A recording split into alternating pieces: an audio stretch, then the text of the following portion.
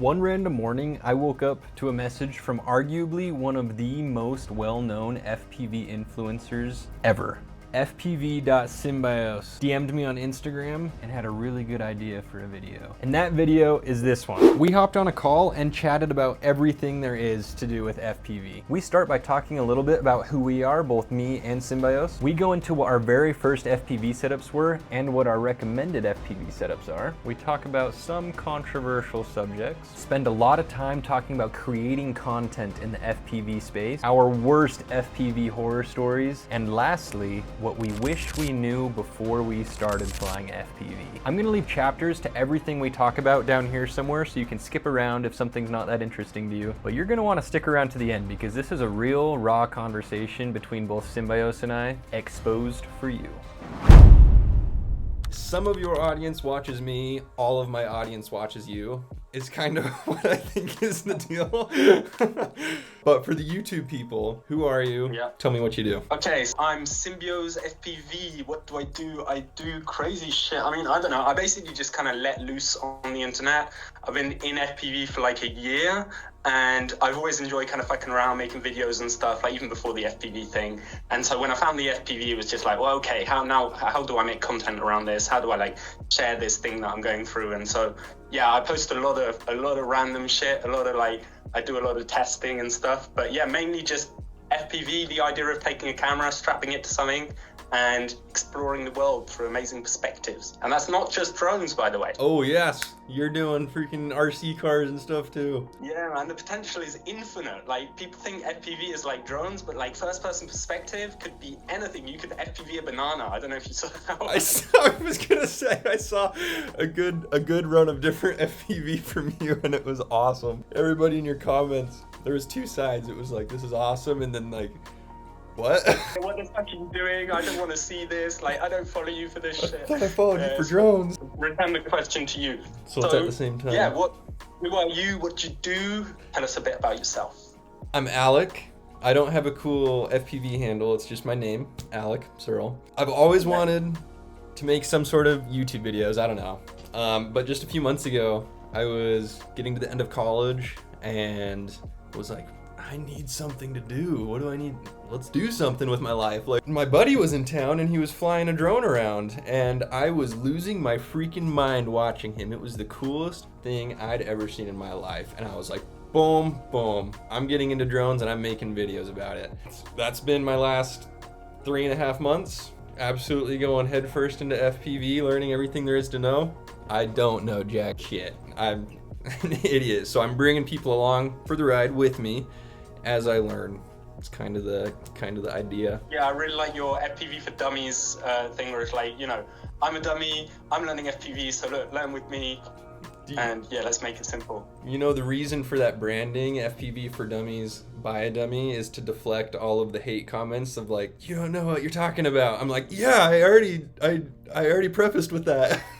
Yeah, that's definitely the way to be like, you know, actually none of what I say is true. Don't trust anything that I say. Yep. Like, yeah, I feel that way as well. I don't know how you feel about that, but like, the funny thing about when you're online, and no matter what scale, like I was already feeling this even like when I had a smaller account, and it's like people actually do get influenced, and people do, like, that's a weird way to say it, but like people do kind of look at the content and get influenced by it and make decisions based on it. And I had this whole crisis at one point where it's like, fuck, these people are listening to me for what to do, and it's like, I don't fucking know what they should do. I don't know what I should do. I don't know if you've ever felt that. I get DMs being like, hey, I got my first setup. It's the exact same one you started with. And I was like, I mean, I love my first setup, but I'm like, oh my gosh, like, people are listening? Like, I'm just little old me who's listening to me. Yeah.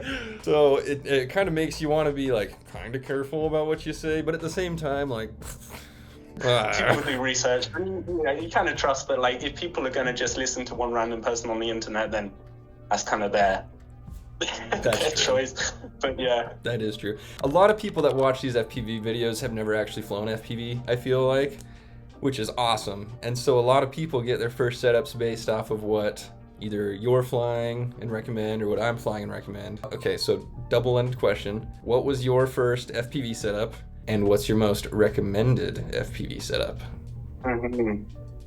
Okay. And we can target towards beginners. A good sequence of questions, one that I actually have to think about. I mean, I don't have to think about what my first one was, so I'll start with that. So I started with Pavo 20 Pro, so like the beta FPV Pavo 20, so it's an 04 Pro drone. I had like the digital goggles, I got the V4, I got the 4. Digital? 3, I can't remember. What are they called, those goggles, these ones? The N3. N3, V2, there's a couple different... Something like that, these things. And so I started with that because I, went to a friend's house, saw them playing simulator. I was like, I want to get into this. This looks fucking cool. Started doing research. And you look online and every single video on the entirety of YouTube, when you start searching FPV beginner what drone, at that time was just the Pavo 20. Really? And it's like, everyone was recommending this thing. Everyone was like, oh, do this, do this, do this. And so I'm like, okay, I'll get into that. And so I did start with digital. And it's like, that was kind of the origin story of my whole arc into analog, is kind of taking this path that was recommended by the internet and by the community, and then realizing, actually, this doesn't fit me for all these different reasons, mainly the fact that I just like fucking sending it and crashing all the time. And when something's really expensive, then I'm broke as fuck. I can't afford to fix it. And so then I started like going down the analog tinywhoop rabbit hole. I saw these things, and like at first, I was closed-minded. I was like, oh no, but I want image quality, I want the 4K, I want it to look fucking sick.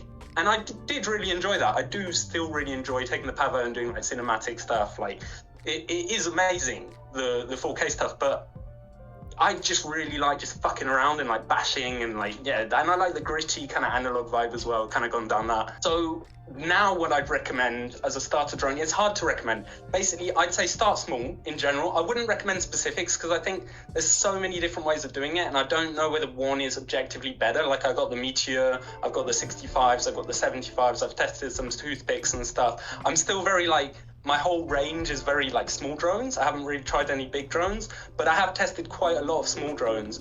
And the way I see it is like, there are differences. Maybe a 75 will be slightly less good inside than a 65.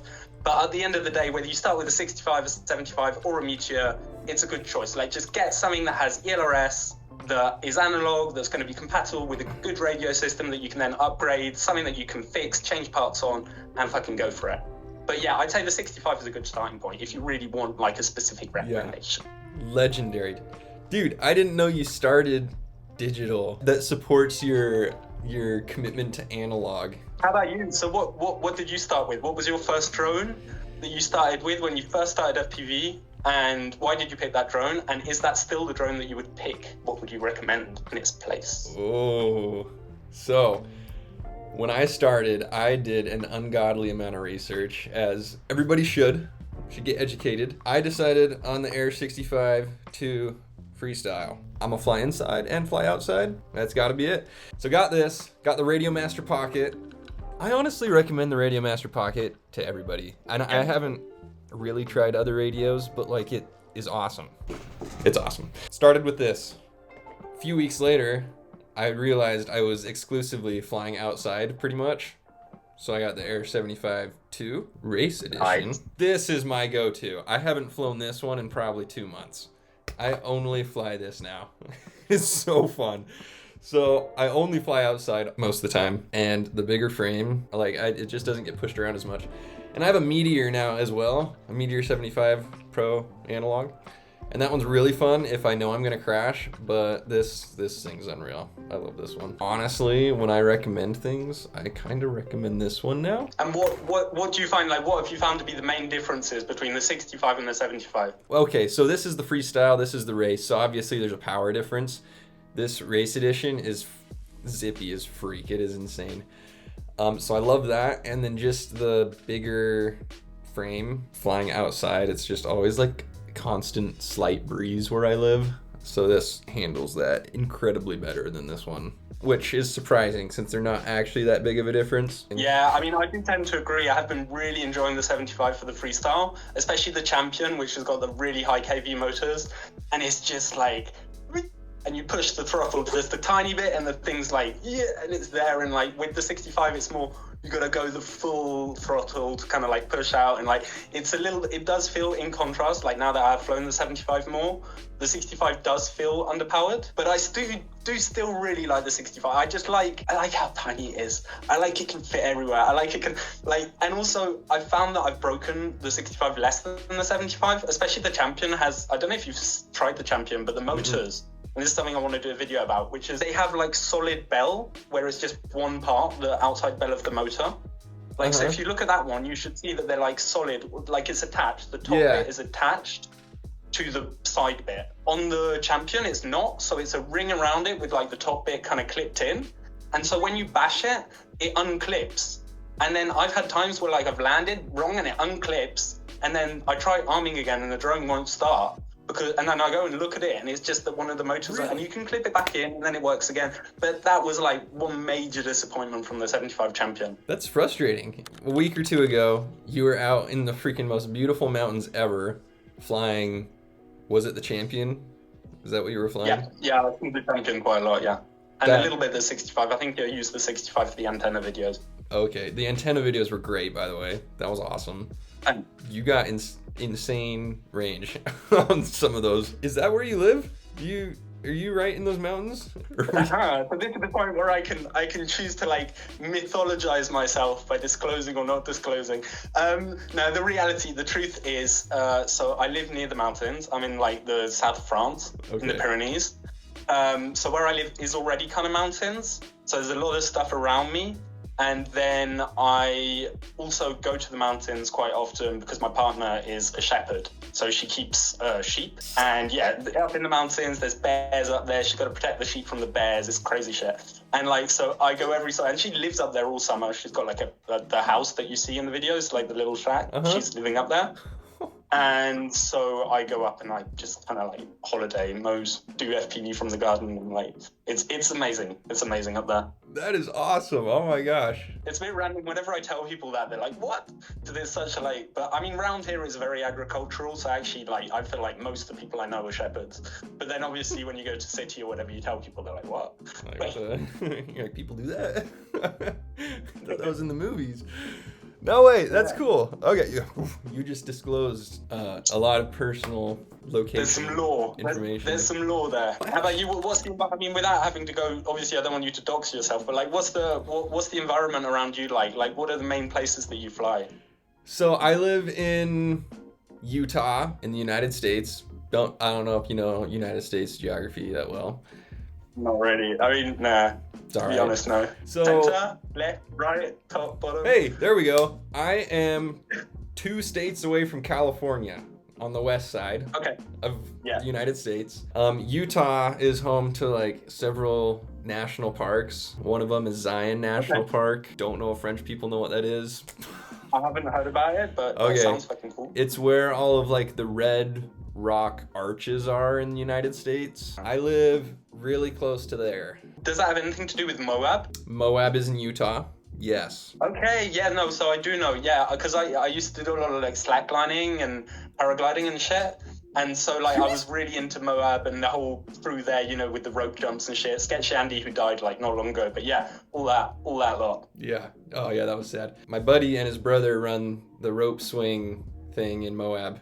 It's gnarly. Cool. It's called Rope Swing Moab. Crazy. So yeah, I live in southern Utah. Moab's on one side of southern Utah. I'm on the other side. It's desert, red rocks. I don't actually post a whole lot of flight footage actually on my page. I want you more though. I have done a few little videos and you'll see I'm flying down these big red kind of plateau areas. Yeah, I really like that when you're saying, oh, I wonder what it looks like from up there, and then you go straight to, yeah, I really like that. Speaking of antenna range, I did not think I was going to make it up there. I got quite high. I doxed. But it's great. What I really like about FPV is that each pilot's kind of like, almost like, you know how animals evolve and kind of adapt to their environment, and you have like specific animals have different shapes and kind of stuff depending on where they're living?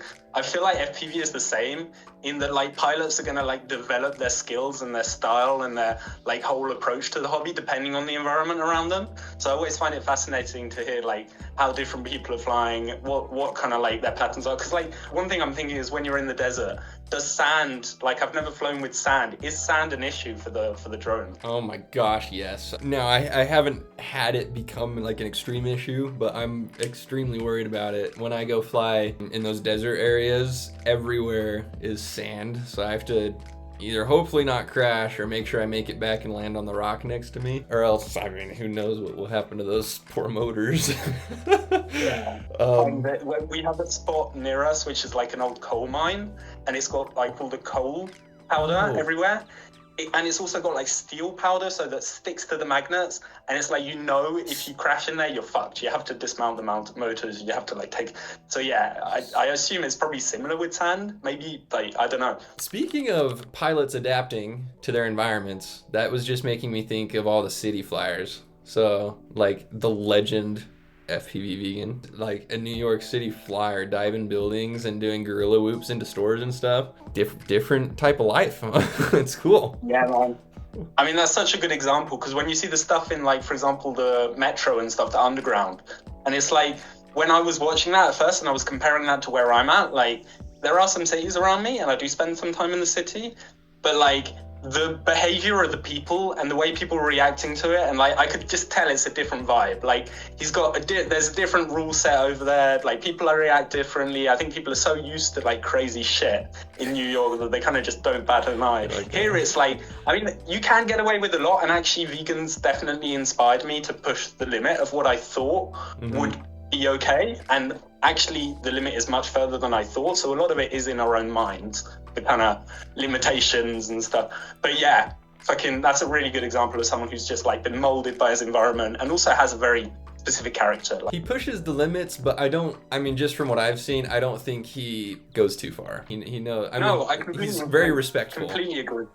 Yeah, exactly. And I think that makes such a difference, is that like if you can push things if you know how to deal with it when people react. And like, if you're a respectful person and you're understanding and you know how to communicate and you know when to not communicate and to just cut it, then most of the time you can kind of deal with the stuff. Like even if you did get someone who was angry or something, if you're like respectful and show that you care, most of the time it can kind of diffuse. His attitude towards it and the way he is definitely helps him get away with the stuff he gets away with. This is actually your question. I'm just reading it back.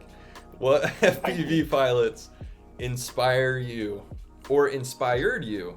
I mean, there's too many to name in total, because obviously, and it's like it's evolved through time. Like the first people that I started watching were like, you know, obviously Joshua Bardwell, and I kind of came across that. Squatting Quads as well was like one of the first people that I kind of came across on YouTube.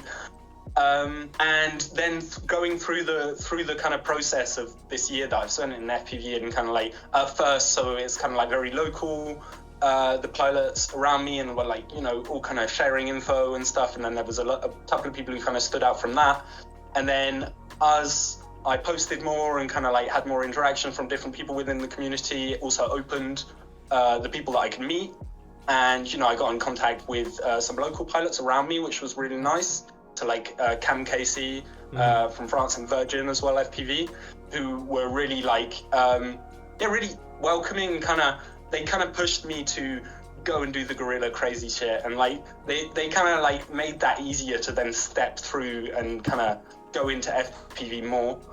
So they've definitely inspired me. I think people also like SwimTube really like inspired me as far as content, where, you know, he's just got this whole character and he's kind of just like off the wall, and like I think he kind of showed, and FPV Punk as well, people who've kind of like shown me that actually the content creation aspect and the way that we present these videos is infinite, and you can kind of do it in many different ways. As far as piloting skill, we're obviously like Kush, FPV Supply, Kush Supply, we've got Babu, you know, Virgin, fucking Vegan, Voca, amazing pilot, O'Plumes, who everyone says, you know, I don't watch much of his stuff, but it's true that he has got like a very smooth flow and vibe and stuff. I mean, everyone inspires me genuinely. Like when I'm online, I'm just scrolling and I'm like looking at stuff and I'm just taking, and I'm like, okay, yeah, that's fucking cool. That's fucking, oh, I could do this. And that's what's so great about it, is we're all just like watching each other and evolving. Yeah, everybody does their own thing. There is infinite possibility. It's freaking awesome. How about you? Who are some pilots that have inspired you through time, or you still inspire you? who really impacted your journey? So getting into FPV was my friend that I first saw flying around. His name's Jackson. If I clip this part, I'm tagging him. I started researching FPV, and that's when Joshua Bardwell came up, and I had heard the rumors of, oh, if you get into FPV, you're gonna learn who this guy is. I'm like, who is this guy? I don't know. He's him. So Joshua Bardwell and Oscar Liang. So that got me kickstarted, and then I started getting FPV thrown into my algorithm on Instagram, and this dude from France that looked an awfully lot like me started coming up a ton. Symbioze, you came up so much, and your videos were so fun and comedic. It's like comedic relief to such an epic hobby, and I'm like, this is awesome. So you came up a ton. Not to name the ones that everybody names, but Virgin FPV, absolute legend. Just his videos are so cool. Specifically his Tinywhoop mountain videos. Those are sick. So he inspired me as far as the flight aspect. I think as far as content creation, you inspired me a lot. Thank you. And also shout out to Chase Momo on YouTube and Instagram and everything. Chase is awesome.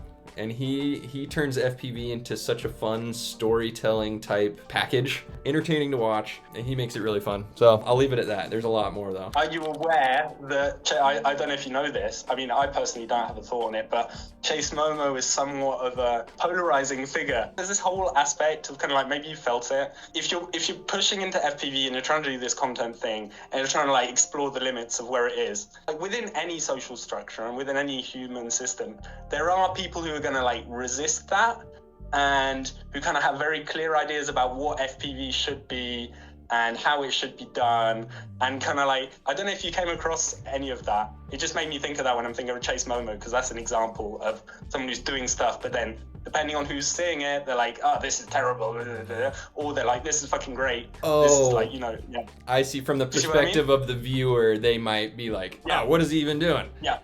Gotcha. Yeah. I could see that. Yeah, his videos are so fun, and it's very social and story focused is how I would describe it.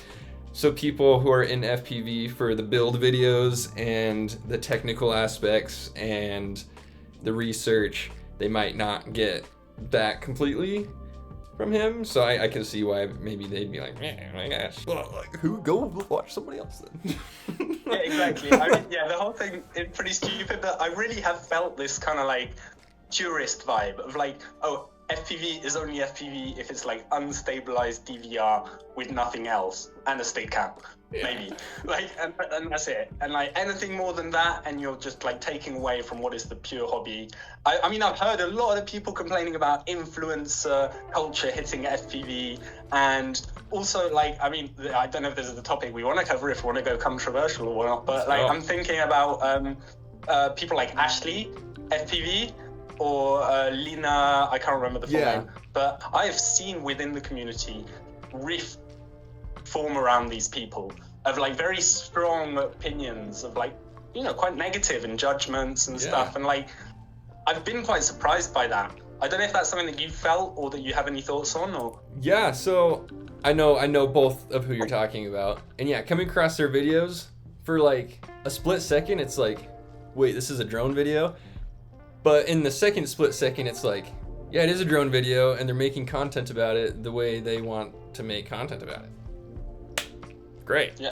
Cool. And I do see the comments. Some of them are pretty negative. And that's definitely, I would say, from the purist side of like, what does FPV turn into? But it can be whatever you want it to be, honestly. Me, the whole beauty is that everyone's doing it their own way, and like, if there is someone doing something that I don't like, then, you know, fuck it, it's the algorithm. You just don't watch it and you move on to something else. Like, it's not, it doesn't matter. There's similarity. We all like drones. That's cool. I mean, if you're getting into drones, you have somewhat of a, I don't know if this is generalizing, a technical, curious mind of how things work and having fun. And sharing that with so many people is like pretty unifying still. And so what's your favorite part of FPV? Like, define what kind of FPV pilot you are. Like, we've just established that FPV is infinite things and that there is not one FPV. There's like many FPVs and many ways of interact. So what would you say your brand of FPV is? So I'll tell you what I got into FPV to do is the super cinematic, high quality mountain dives, basically going from the very top to the bottom, or like going over the ocean, and where you put in like super crazy color grading and sound effects, and that kind of stuff is what I wanted to do. But then I got this, which isn't quite gonna do that. I won't claim myself as a good freestyle pilot, but freestyle type flying is very, very fun. So I would consider myself currently a really crappy freestyle pilot with the hopes of getting to the top of those mountains someday. That's funny, man. I mean, for me, it's almost the same. Like I think that is one of the first things that you see online. The algorithm shows you is those cinematic kind of like mountain dives. Mm-hmm. Or at least that was my first interaction with FPV. Same.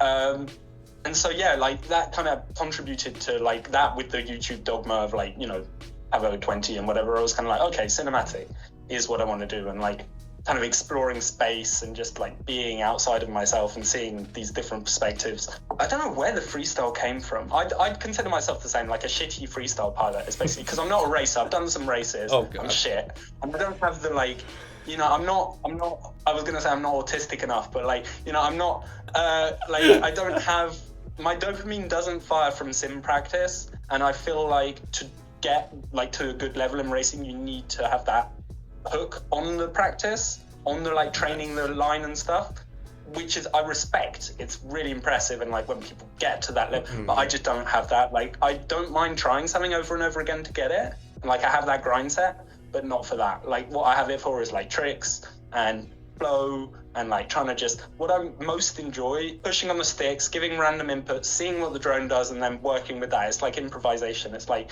give an impulse, see what happens, and then adapt and like try and make it all fit together into something. It's like relaxing until you crash. Yeah, and then you gotta walk, and then it's a pain in the ass. Yeah, you're like in flow state. Flow state. Your video was awesome about flow, by the way. Good work getting that out. Yeah, man, it was a lot of work. I'm really happy how it turned out, and I had so much more. Like it was going to be like 10 minutes long if I wanted to keep everything right. But yeah, no, that was a really cool project. Hey, when are we meeting up in real life? Good question. So I do want to do some trips eventually. Obviously, budget and shit. Like if this was Formula One and we had millions and shit, like I'd be like, yo, world tour, let's go, fucking Symbioze. Let's go see all the flight spots in the universe. I do want to make it out to the States at some point. When I get there, it will definitely be a road trip type situation because there's so many people that I do want to see. And anytime anyone wants to come to France, I'm in the south or sometimes in Paris. If anyone's coming to France to fly, definitely hit me up, you included. Like, you know, This is to you, but like basically anyone who wants to like meet up and fly in France, just send me a message and I'll see whether it's possible or not, but I'm definitely open to that. And yeah, man, it's great meeting other pilots in real life. Like seeing people in real life is just so much fun, like going and doing these sessions, especially when you meet online. There's something weird about like, oh, this is him, this is the person that I've like seen. Yeah. Yeah. I wish I was into FPV a year ago because I was in France last summer and that would have been awesome. There's places I've been and I'm like, fuck, if I had the drone when I went there. And like, you know, it's, you wish, and then you're like, crap, drones and making videos are taking over my life. Yeah. How do you feel about this? I almost feel like I can't fly my drone without having an idea for a video or recording it for a video, and it's really unhealthy. I definitely know what you mean, and I definitely do have some of that in the sense that like, especially when you're trying to be consistent and put content out regularly and shit. So it does take a lot of planning. You got to think about it a lot. You got to come up with the idea. Then you got to think about, okay, what's the shot? And there's a lot of different steps in it.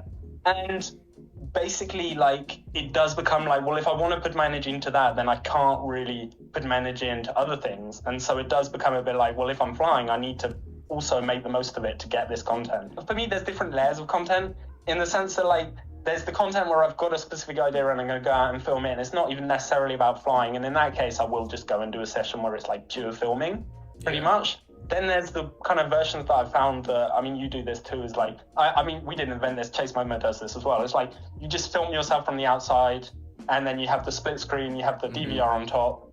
And that's quite an easy way to just fly whilst making content, because then it's just like, okay, I'll put up my phone, I'll record myself, I get the split screen, and then I'll kind of talk as I fly. So that's the way I've kind of found to get round it, where I am just kind of flying. But it's still, and then sometimes I'll just record the DVR. But I hardly ever fly without recording the DVR. That is true. You've done lots of different content. What is your content creation process? I think a lot of people come across you because you post a lot. A lot of it is the talking head stuff, where they see you and then people become connected with you and your face, and you become very recognizable. So that's a good question. Strategy. So I don't hide the fact that, like, for me, and this was a conversation I had quite a lot at the beginning, when obviously I was communicating with a lot of people and I was coming up more against this kind of purist FPV is FPV and everything else is bad type thing. I guess to me, right from the beginning, it became very clear that the FPV skill, so learning how to fly FPV and learning how to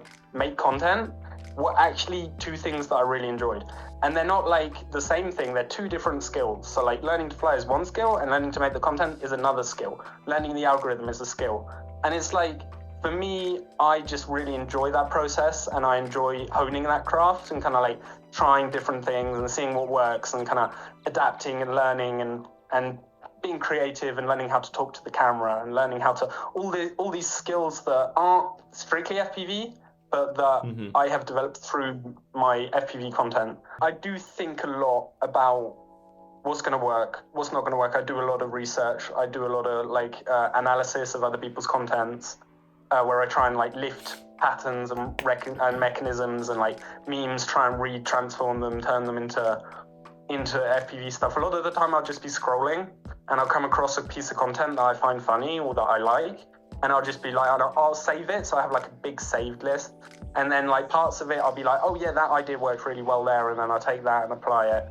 And so a lot of my content ideas kind of just come from being chronically online and scrolling a lot. Some of them come from pure, like, I dream and then I have a dream and I'm like, oh yeah, that would work. How about you? So what's your process? How do you come up with your ideas? What is it you enjoy about the content creation? What's your strategy? What are you trying to do with this? How are you trying to do something with it? Making an empire, that's what I'm doing.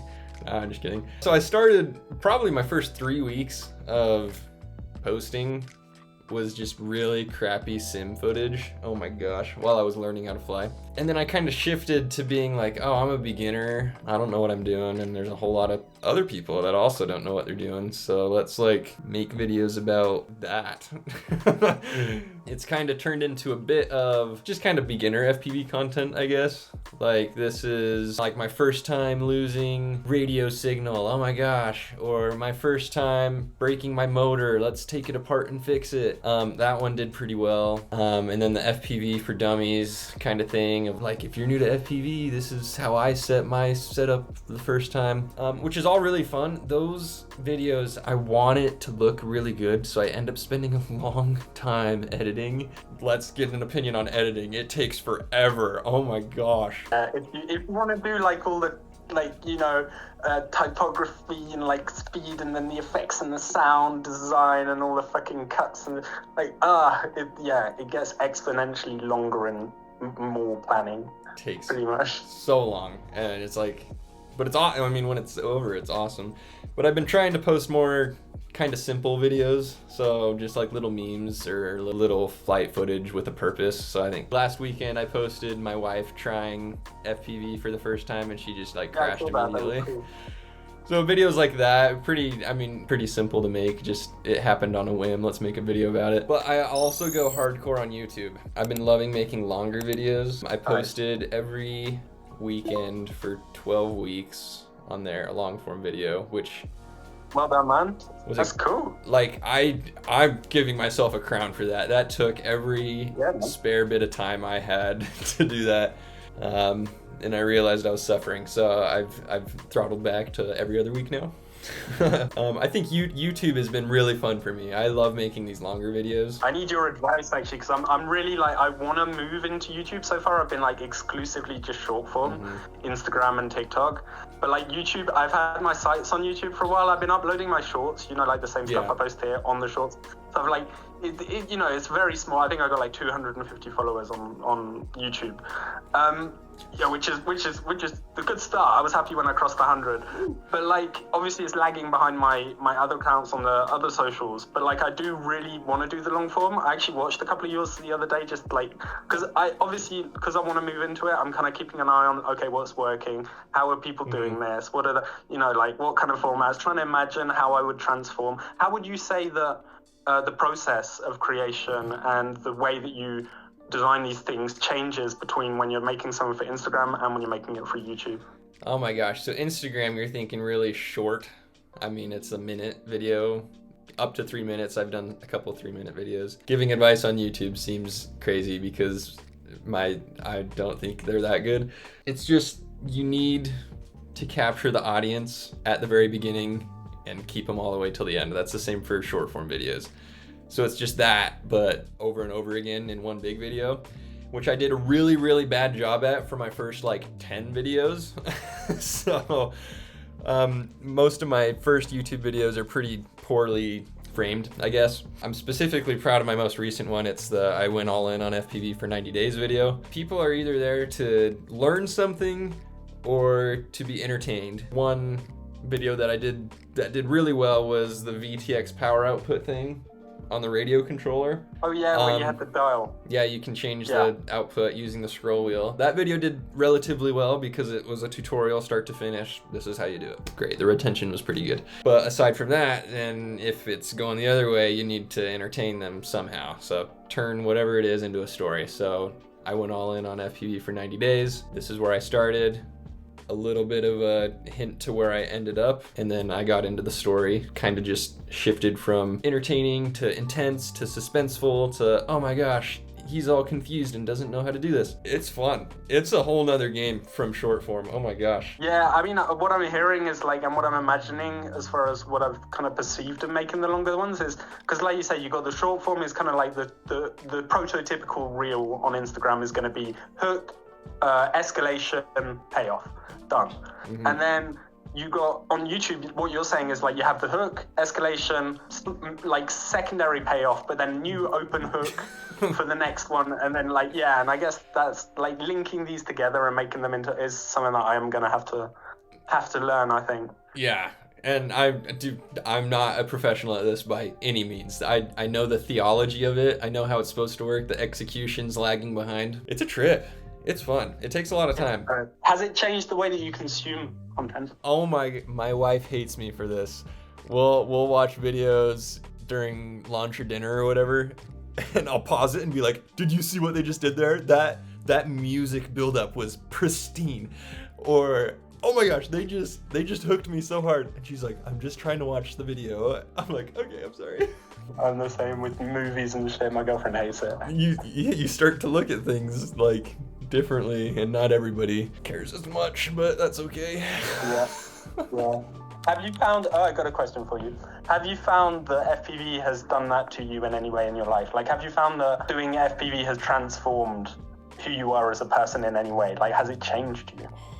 Yes, it is awesome. So I am a 0% technical person. I don't even know what I did growing up. I didn't mess with any electronics or anything. I never had a computer, or like I didn't game at all. And then coming into university, I went into software engineering, which is pretty technical, but it's all clickety-clackety on my keyboard. I don't really do any hardware work. So getting into drones, this is kind of the other reason why I got into it. I'm like, I don't know how anything works as far as electrical components. So getting into drones has exploded my mind in the world of it, like microelectronics, and it is awesome. I'm gonna flash this across the screen.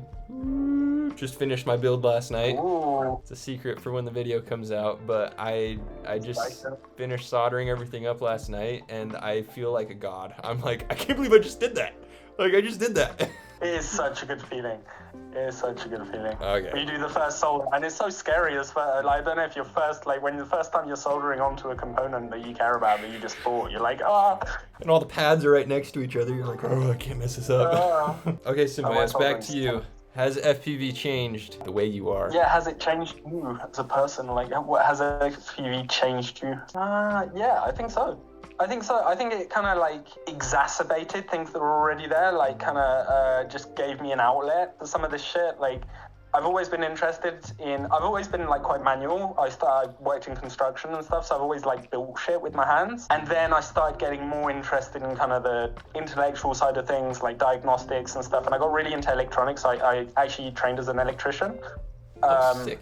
But I trained as an electrician, like a building electrician. And I realized through doing it, actually what I'm interested in is the logic and the gates I realized like what I was really interested in is kind of like the processing stuff and the kind of internal microchip logic. And for me, FPV, like when I found FPV, it was like, oh great, an opportunity to have an excuse to kind of learn more about this shit. And radio signals as well, like radio, like transmission and shit is something that I did not think about it ever. I knew there was Wi-Fi, I knew there were signals, I didn't know what the fuck they were doing, and like and I still don't know. I still don't have a fucking clue. But now I know they exist and I'm actually interested in them. It's like, I think in general, FPV kind of just like rekindled my curiosity and my desire to kind of go out and build and explore and test. And it kind of like, it feels like being a kid again where you just play with stuff and it's fun. It is really an excuse to learn and have fun at the same time. Do you think you'll ever build a big drone? Yeah, so basically, shameless plug here. I'm 100% open to build any fucking drone. I don't have any money, so at the moment, I'm like, if people want to send me shit, I will fucking build it. I will fly it. Like at the moment, I have a frame. This is a teaser, but like I have a 3.5-inch frame that I was sent. It's like a 3D printed special optimal frame, designed by crazy engineers. It's pretty cool. But so at the moment, I'm kind of like looking around. I'm contacting sponsors, like, because I want motors, I want electronics, I want a camera. Because I don't want to. I just don't have the money to like start building all these projects that I want to do. And so yeah, in general, if any brands see this, I mean, I doubt they will, but like, if anyone with fuck tons of money that they don't know what to do with, send me a 5-inch and I will fly a 5-inch, 100%, no problem. Not a worry. You'll get that thing in the air, no problem. Yeah. How about you? Are you interested in bigger drones? You think you'll end up building one or getting one, or?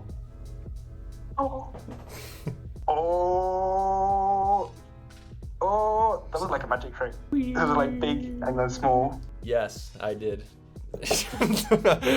I just finished building the 3.5-inch last night. Now I just need to program it, and I'm gonna redesign a couple of the TPU mounts on the back. I'm worried that I might never go back to Tinywhoops. That is the risk, isn't it? I mean, the 3.5-inch to me seems like a good compromise, as far as like still being small enough to kind of be able to do it in a lot of places, and you know, just not be a hassle, with also the added power. Like I really enjoyed the I think it's 2.5 or 3, I'm not even sure. The Wale, the one that I showed, the Wale, that thing was sick. A3. Which actually at the moment I'm currently trying to repair. I broke one of the motors. Whole fucking story, yeah. But yeah, that's been so fun to try, and like such a different feeling already. Just like between the step up from a 75 to a 3-inch or whatever it is like, yeah, is whoa. This thing's got power. Okay, it moves, and like more inertia and more. Yeah, it's just a different type of flying, I guess. What's the worst thing that's happened to you since you started FPV? Like, what's your horror story? All of my drones still work. Like, they're not grounded at all, and if they have been, I've been able to fix them so far within an evening. Do something to not like, because yeah, that's a bold claim. That's not a common thing, I don't think. Which maybe it keys to me needing to fly a little bit harder.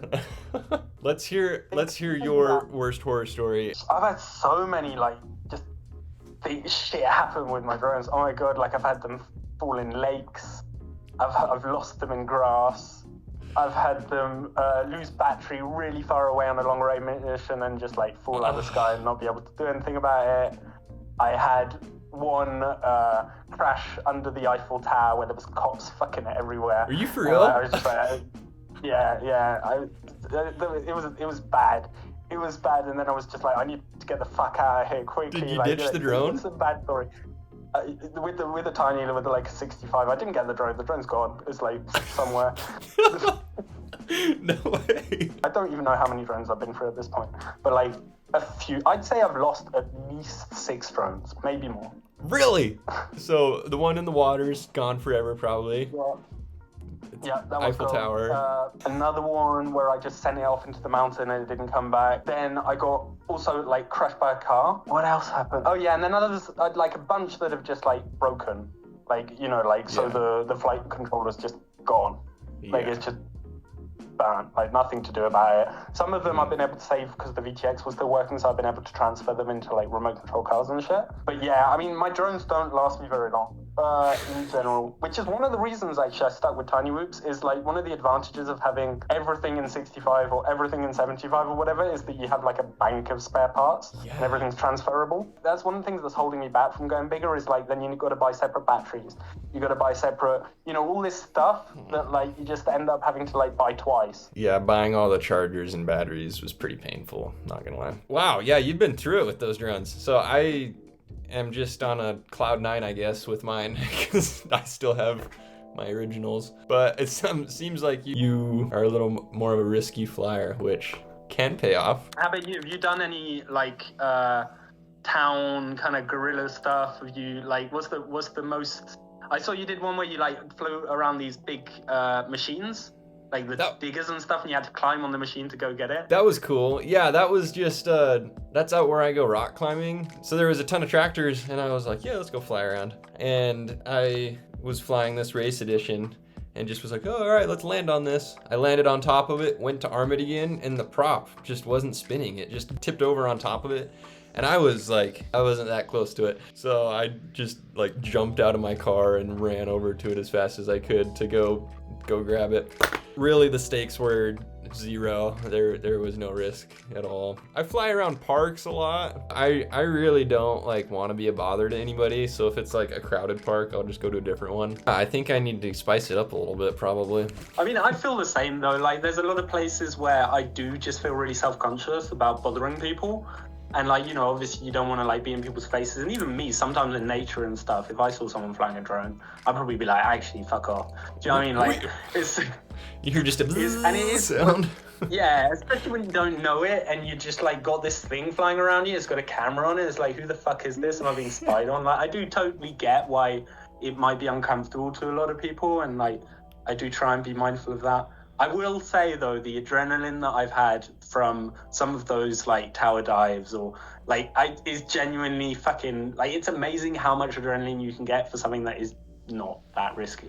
It feels very like, oh my god, I'm doing something I shouldn't do. I'm so naughty. Oh, it's like that's exactly how I feel. Not like I'm doing something illegal, but when I do those kind of mountain dives with the Tinywhoop, I'm like before I do those flights, I'm like, I'm okay with it not coming back. Like I just need to be okay with it. Yeah, when you're flying down it, you're like shaking and your like heart is beating and you're like, why is this like just so intense? And then you see the life. I don't know if you've had this at all, but like my main issue with the long range stuff with the Tinies is the battery.